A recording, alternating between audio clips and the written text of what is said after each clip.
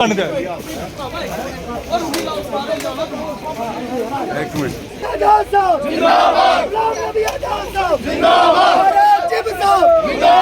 तक चेयरमैन तो डूबेगा डूबेगा, लेकिन साथ में आपको भी ले डूबेगा। भारत माता की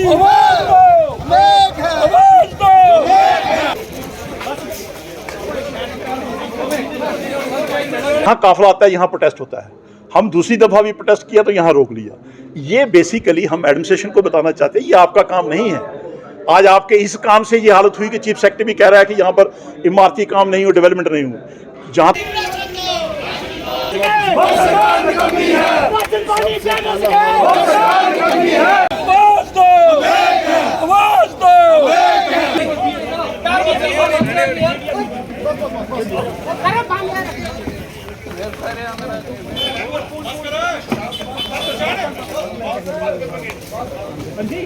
बिजली कटौती बंद करो, बंद करो, बंद करो। बिजली कटौती बंद करो, बंद करो, बंद करो। बच्चा बच्चा हॉस्पिटल शुरू करो, शुरू करो। बिजली पानी दे न सके,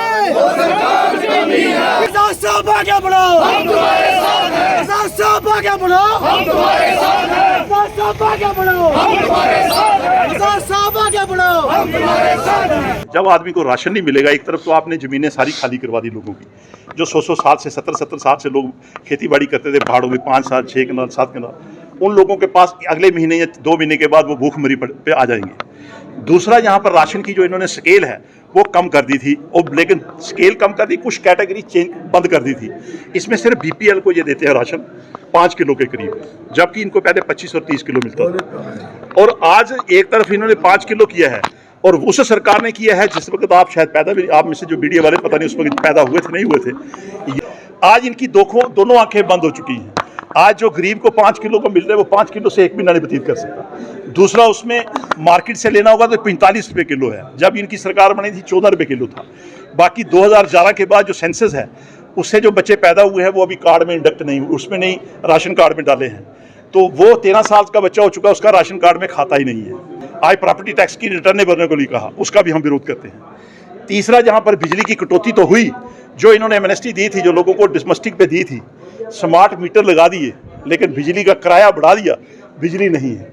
आज रियासी के अंदर पानी चाहिए तो बिजली से चाहिए, पानी नहीं आता है। आज कटरा के अंदर यात्रा इतनी आ रही है, कटरा का एक रिकॉर्ड रहा, जितनी भी सरकारें रही, कटरा में बिजली नहीं जाती थी। इसलिए नहीं जाती थी कि बाहर का आदमी आएगा रात को 11 बजे, अगर अंधेरा होगा तो कहाँ जाएगा यात्रा। आज यात्रा बढ़ गई है, लेकिन इनकी कटौती भी बढ़ गई है। ये प्रोटेस्ट बिजली का हम लोकल लेवल पे बाद में भी करेंगे, रियासी में भी करेंगे, कटरा में भी, पौनी में भी करेंगे। इसी तरीके से हमारा पावर ग्रिड स्टेशन तैयार वालों ने कितने पैसे दिए। ये जो अब जो ग्रिड स्टेशन है, ये 75%, 25% तो पहले का बना था। आज उनसे रिकॉर्ड पूछिए कि अगर ये रेल ग्रिड स्टेशन नहीं बनता तो रेल यहाँ पर कोड़ी में नहीं आएगी, बक्कल में रेल नहीं आएगी। ये बिजली उनके लिए बन रही है, सपोर्टिंग के लिए, और पैसा भी उनसे लिया है। तो जहाँ तक सरब सिंह जी की बात है, उसका भी जवाब बाद में बैठ कर दूंगा, क्योंकि उनको आदत है झूठ बोलने की। और ये हम नहीं कह रहे हैं, ये आप नहीं कह रहे हैं, ये चीफ सेक्रेटरी खुद कह रहे हैं, ये गुलिस्तान TV कह रहे हैं। इसमें मैं लंबा नहीं जाऊंगा, लेकिन मैं अपने इशू पे आऊँगा। प्रॉपर्टी टैक्स, बिजली, पानी, देखो बुरी हालत है। उसके बाद यहाँ पर हमारे 2 इंपॉर्टेंट इशू हैं।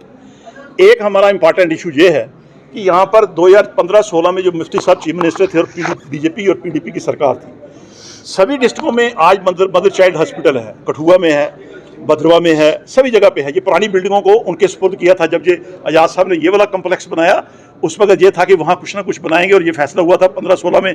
हमने मुफ्ती साहब को कहा था, मैं MLC था, यहाँ पर BJP के विधायक थे, उनकी थोड़ी बोलती बंद थी, पता नहीं क्या नाराजगी थी BJP की नंदा साहब की रियासी में, लेकिन हमने जोर लगाकर वो सैंक्शन किया था। लेकिन जब भी हमने कोशिश की, यहाँ पर एक कमेटी बनी हुई है डॉक्टर सुखदेव जी की, जब भी हमने कोशिश की, यहाँ BJP ने अड़चन डाली थी। BJP ने अड़चन डाली जैसे बारीदारों के साथ डाली हुई। इसी तरीके से जहाँ पर मदर चाइल्ड हॉस्पिटल नहीं खुलने देते थे, आज सैंक्शन है और वहाँ पर पैसे भी खर्च हुए हैं। आज सैंक्शन के बाद अभी तक उनके पास स्टाफ नहीं मिल रहा खोलने के लिए। ये भी हमारा यहाँ का इशू है। जो इंपॉर्टेंट इशू है बुमाक का, यहाँ आप कह रहे हैं, जिसको उनको पूछिए, जब भी उनसे पूछे तो वो कहते हैं जो 20 साल जो ने काम किए थे वो उन्होंने आगे वाले काम क्यों नहीं किए, क्योंकि इन्होंने यहाँ आराम से AC में बैठना था, जो भी काम होगा। हालांकि जो एक सड़क की बात करते हैं, वो सड़क भी इन्होंने स्टे करवाई थी, नहीं तो रिकॉर्ड पूछना जाकर, उससे आगे नहीं बढ़ पाई थी, स्टे करवाई थी। फिर हमने दूसरी सड़क दी तो वो रिस्टोर हुआ था। इसी तरीके से यहाँ पर तहसील है, हमने बमाक को तहसील दी, हमें 2 तहसीलें चाहिए थी बमाक के अंदर। एक बमाक के अंदर बूझे और चेयरमैन को उस बमाक ने भी वोट दिए थे, उसको भी चाहिए थी तहसील, मोंगरी को या पंचारी को, उसको वहाँ हमने 2 तहसीलें ली। यहाँ तहसील चाहिए थी, हमने उस वक्त कहा जो सेंटर प्लेस होगी तो उसमें बना दो। अब एडमिनिस्ट्रेशन ने फैसला किया है सेंटर प्लेस का, लेकिन सरब सिंह जी वहाँ खोलने नहीं दे रहे।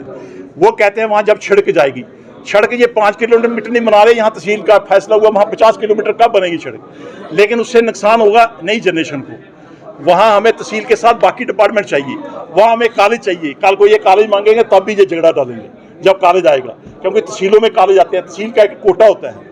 आज बड़ी बदकिस्मत है कि उन लोगों ने वोट दिए, चाहे वो पार्ला विभाग है मरवाला विभाग है। मैंने पहले भी कहा कि उनकी बदकिस्मती है, उनकी कोई खबर सुर्त नहीं ले रहे, लेकिन वो कहते हैं यहाँ आकर मुझे बात बता दो। जहाँ जब वो आते हैं तो यहाँ इनकी मीटिंग चल रही होती है रेलवे की, यहाँ मीटिंग चल रही होती है माइन की। मुझे बताओ ये चेयरमैन PRI के है या रेलवे के हैं? अब टोट में कौन सा फायदा होगा रेल का, देवीगढ़ में कौन सा फायदा होगा, सखालगट्टी में कौन सा फायदा, हाँ बक्कल में उनके किसी आदमी को फायदा हो सकता है। इसलिए आज जो हमारे यही है, बाकी जवाब आपको एक सवाल परसों PHE दिल्ली विजन ने दे दिया, आपने देखा, उन्होंने कहा ये मर गए हैं। अब मैं नहीं कहता ऐसी बात, ये मैं आपके द्वारा सुना मैंने। उन्होंने अफसोस जाहिर किया, उन्होंने हार डाले इन लोगों को, 25 MLA को। अब आपको एक एक बात उनकी बताऊं तो क्या, हाँ उन्होंने कहीं लैंप लगा दिया, कहीं बल्ब लगा दिया, तो उसकी इनॉग्रेशन की है। आज ही आप देख लीजिए जितने प्रोटेस्ट होते हैं, बीजेपी के लोग प्रोटेस्ट करते हैं, बीजेपी के लोग आते हैं, BDC के चेयरमैन यहाँ प्रोटेस्ट करते हैं, DDC के मेंबर कई दफ़ा सरब सिंह जी के खिलाफ, चेयरमैन के खिलाफ बोलते हैं, कहीं वहाँ पे। यहाँ तक चेयरमैन तो डूबेगा, लेकिन साथ में आपको भी ले डूबेगा।